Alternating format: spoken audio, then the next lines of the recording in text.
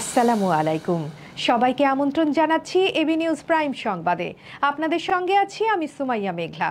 শুরুতেই জানিয়ে দেব সংবাদ শিরোনাম। নির্বাচন কমিশনের 2 আইন সংস্কারের সম্মতি, কাজের গতিশীলতা আনতে উদ্যোগ সরকারের। নির্বিঘ্নে শারদীয় দুর্গাপূজার প্রত্যাশা সরকারের, সর্বোচ্চ নিরাপত্তায় প্রস্তুত রয়েছে ডিএমপি। লিবিয়া থেকে দেশে ফিরলেন 176 অভিবাসী, আইওএম এর সহায়তায় ত্রিপোলি থেকে মুক্তি। 1.5 মাসের ব্যবধানে ফের উত্তপ্ত কম্বোডিয়া থাইল্যান্ড সীমান্ত, পাল্টাপাল্টি দোষারোপ 2 দেশের সেনাদের। ইউটিউব থেকে জুলাইয়ের প্রামাণ্যচিত্র সরিয়ে দিল ভারত, জাতীয় নিরাপত্তার অজুহাতে এই সিদ্ধান্তের দাবি। বাংলাদেশ আয়ারল্যান্ড টেস্ট সিরিজ শুরু 11 নভেম্বর। চলতি মৌসুমেই নতুন চুক্তিতে যাচ্ছেন লিওনেল মেসি। দর্শক, এতক্ষণ শুনছিলেন শিরোনাম, এখন বিস্তারিত। নির্বাচন কমিশনের কর্মকাণ্ডে গতিশীলতা আনতে দীর্ঘদিন ধরে যে 2টি আইনের সংস্কারের প্রয়োজনীয়তা ছিল তা অবশেষে সরকারিভাবে অনুমোদন পেয়েছে। বৃহস্পতিবার রাজধানীর ফরেন সার্ভিস একাডেমিতে আয়োজিত এক প্রেস ব্রিফিংয়ে এ তথ্য জানান প্রধান উপদেষ্টার প্রেস সচিব শফিকুল আলম। তিনি বলেন, প্রধান উপদেষ্টা অধ্যাপক ড. মোহাম্মদ ইউনূসের সভাপতিত্বে উপদেষ্টা পরিষদের এক গুরুত্বপূর্ণ বৈঠকে 2টি গুরুত্বপূর্ণ আইন সংস্কারের প্রস্তাব অনুমোদন পেয়েছে। এই সিদ্ধান্তের ফলে নির্বাচন কমিশনের প্রশাসনিক সক্ষমতা ও স্বচ্ছতা বৃদ্ধির সম্ভাবনা তৈরি হয়েছে।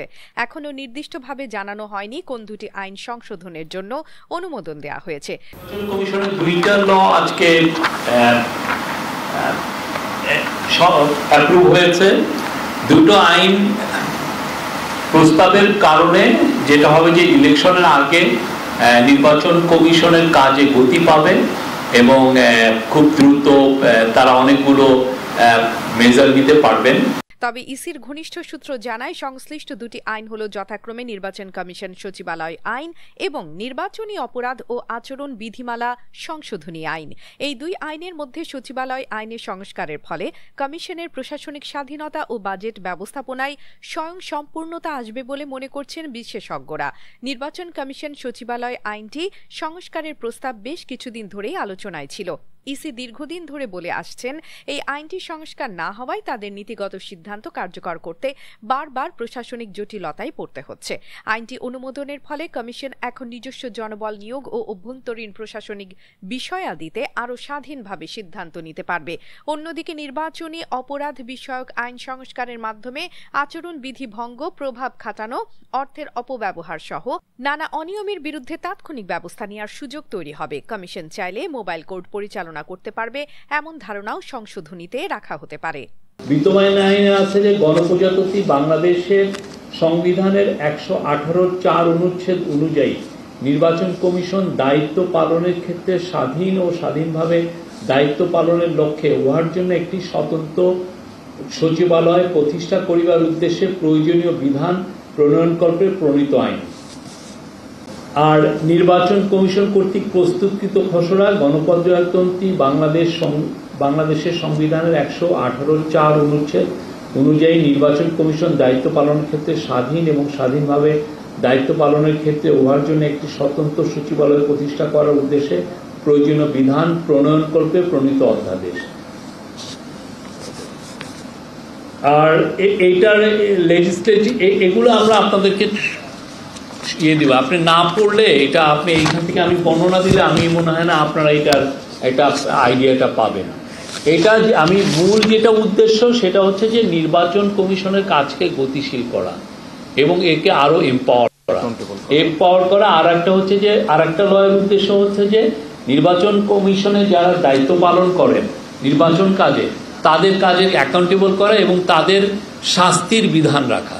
আগে যেরকম শাস্তির ক্ষেত্রে অনেক পুরো আগামী শারদীয় দুর্গাপূজা উৎসব যেন শান্তিপূর্ণ ও আনন্দঘন পরিবেশে অনুষ্ঠিত হয়, সে লক্ষ্যে সর্বাত্মক নিরাপত্তা নিশ্চিত করতে প্রস্তুত রয়েছে ঢাকা মহানগর পুলিশ তথা ডিএমপি হেডকোয়ার্টার্সে অনুষ্ঠিত এক প্রস্তুতি সভায় এমনটাই জানিয়েছেন DMP commissioner Sheikh Mohammad Sajjad Ali. Commissioner বলেন, বর্তমানে দেশের আইন শৃঙ্খলা পরিস্থিতি সম্পূর্ণভাবে নিয়ন্ত্রণে রয়েছে। অতীতের অভিজ্ঞতা ও জনগণের সহযোগিতা নিয়ে আমরা এবারের দুর্গাপূজাও নিরাপদ ও উৎসব মুখর পরিবেশে সম্পন্ন করতে পারব বলে আশাবাদী। তিনি আরো বলেন, ধর্মীয় উৎসবকে কেন্দ্র করে কেউ যাতে অপপ্রচার চালাতে না পারে, বিশেষ করে সামাজিক যোগাযোগ মাধ্যমে কোনো বিভ্রান্তিকর তথ্য ছড়িয়ে না পড়ে সে বিষয়ে সবাইকে সতর্ক থাকতে হবে। কেউ যদি এমন অপপ্রচারে লিপ্ত হয় তার বিরুদ্ধে কঠোর ব্যবস্থা নেওয়া হবে। প্রস্তুতি সভায় বাংলাদেশ পূজা উদযাপন পরিষদ, মহানগর পূজা উদযাপন পরিষদ, হিন্দু বৌদ্ধ খ্রিস্টান ঐক্য পরিষদ, উপাধ্যক্ষ রামকৃষ্ণ মঠ ও মিশনের প্রতিনিধি সহ পূজার আয়োজনে সংশ্লিষ্ট সব পর্যায়ের নেতারা উপস্থিত ছিলেন। সভায় আয়োজকেরা জানান, ঢাকায় এবার প্রায় 250টিরও বেশি পূজা মণ্ডপে দুর্গাপূজা অনুষ্ঠিত হবে। এর মধ্যে গুরুত্বপূর্ণ মণ্ডপগুলোতে বাড়তি নিরাপত্তা নিশ্চিত করতে অনুরোধ জানানো হয়। প্রতিটি মণ্ডপে সিসিটিভি, পর্যাপ্ত আলোকসজ্জা ও স্বেচ্ছাসেবক দল রাখার কথাও বলেন তারা। লিবিয়ার রাজধানী ত্রিপোলির ডিটেনশন সেন্টারে বন্দিদশা থেকে মুক্তি পেয়ে দেশে ফিরেছেন 176 জন বাংলাদেশি অভিবাসন প্রত্যাশী। আন্তর্জাতিক অভিবাসন সংস্থা তথা IOM এর সহায়তায় তাদের দেশে ফেরত আনা হয়েছে। সরকারের এক ঊর্ধ্বতন কর্মকর্তা জানিয়েছেন, এই পুনর্বাসন কর্মসূচির আওতায় IOM বাংলাদেশে ফেরত আসা অভিবাসীদের প্রাথমিক সহায়তা, খাদ্য, চিকিৎসা এবং সাময়িক আবাসন নিশ্চিত করছে। সংস্থাটি জানায়, তারা প্রত্যেক ফেরত আসা অভিবাসীর পুনর্বাসন প্রক্রিয়ায় অংশীদার হিসেবে কাজ করবে। লিবিয়ায় দীর্ঘদিন ধরে যুদ্ধ, গৃহযুদ্ধ ও অনিয়ন্ত্রিত নিরাপত্তা পরিস্থিতির কারণে দেশটি হয়ে ইউরোপে পাড়ি জমানোর চেষ্টা করেন বহু অভিবাসন প্রত্যাশী। দালালের খপ্পরে পড়ে এসব যুবক বিপজ্জনক পথে লিবিয়া হয়ে ভূমধ্যসাগর পাড়ি দিতে গিয়ে আটক হন এবং পরবর্তীতে নানা ডিটেনশন সেন্টারে বন্দী থাকেন মাসের পর মাস। IOM বাংলাদেশ মিশনের প্রধান আব্দুর রহমান বলেন, আমরা দীর্ঘদিন ধরে চেষ্টা করছি মানবিক দৃষ্টিকোণ থেকে এসব অভিবাসীকে দেশে ফিরিয়ে আনতে। ফেরত আসা 176 জনের মধ্যে অধিকাংশই মধ্যপ্রাচ্য ও উত্তর আফ্রিকার বিভিন্ন দেশে কাজের আশায় গিয়েছিলেন, কিন্তু শেষ পর্যন্ত অনিয়মিত পথে লিবিয়ায় গিয়ে আটকা পড়েন। এদিকে হযরত শাহজালাল আন্তর্জাতিক বিমানবন্দরে পৌঁছানোর পর ফেরত আসা অনেকেই আনন্দ ও কৃতজ্ঞতা প্রকাশ করেন। সরকারি কর্মকর্তারা জানান, বিদেশে অনিয়মিতভাবে অভিবাসনের চেষ্টা রোধে এখন আরও কঠোর নজরদারি চালানো হচ্ছে। যারা এই পথে মানব পাচারের সঙ্গে জড়িত তাদের শনাক্ত করে আইনগত ব্যবস্থা নেওয়া হচ্ছে। মাত্র 1.5 মাসের শান্তিবিরতির পর আবারও রক্তক্ষয়ী সংঘাতে জড়িয়ে পড়েছে দক্ষিণ পূর্ব এশিয়ার দুই প্রতিবেশী দেশ থাইল্যান্ড ও কম্বোডিয়া। সীমান্তবর্তী এক বিতর্কিত এলাকায় বুধবার নতুন করে শুরু হওয়া এই সংঘাতে অন্তত 23 জন আহত হয়েছেন বলে নিশ্চিত করেছে কম্বোডিয়ার স্বাস্থ্য মন্ত্রণালয়। আহতদের সবাই কম্বোডিয়ার নাগরিক, তবে থাই সেনাবাহিনী দাবি করেছে তাদের বেশ কিছু নাগরিকও আহত হয়েছেন, যদিও নির্দিষ্ট কোনো সংখ্যা তারা জানায়নি। এই সাম্প্রতিক সংঘর্ষটি ঘটেছে থাইল্যান্ডের সা কাইও প্রদেশ ও কম্বোডিয়ার বাম থাই মিনচে প্রদেশের সীমান্তবর্তী অঞ্চলে। এলাকাটি দীর্ঘদিন ধরে উভয় দেশের মধ্যকার বিরোধপূর্ণ অঞ্চল হিসেবে বিবেচিত হয়ে আসছে। থাইল্যান্ডের দাবি এটি তাদের বান নং ইয়া কাইও গ্রামের অংশ, অন্যদিকে কম্বোডিয়ার দাবি এটি প্রিয়ে চ্যান গ্রামের অন্তর্গত। ঘটনার পরপরই কম্বোডিয়ার তথ্যমন্ত্রী নেত ফিয়াকত্রা এক বিবৃতি প্রকাশ করে বলেন, থাই পুলিশ ও সীমান্তরক্ষীরা আন্তর্জাতিক আইন লঙ্ঘন করে আমাদের ভূখণ্ডে প্রবেশ করে এবং নিরস্ত্র বেসামরিকদের উপর হামলা চালায়। এটা শুধু সীমান্ত লঙ্ঘন নয়, মানবাধিকারেরও চরম লঙ্ঘন।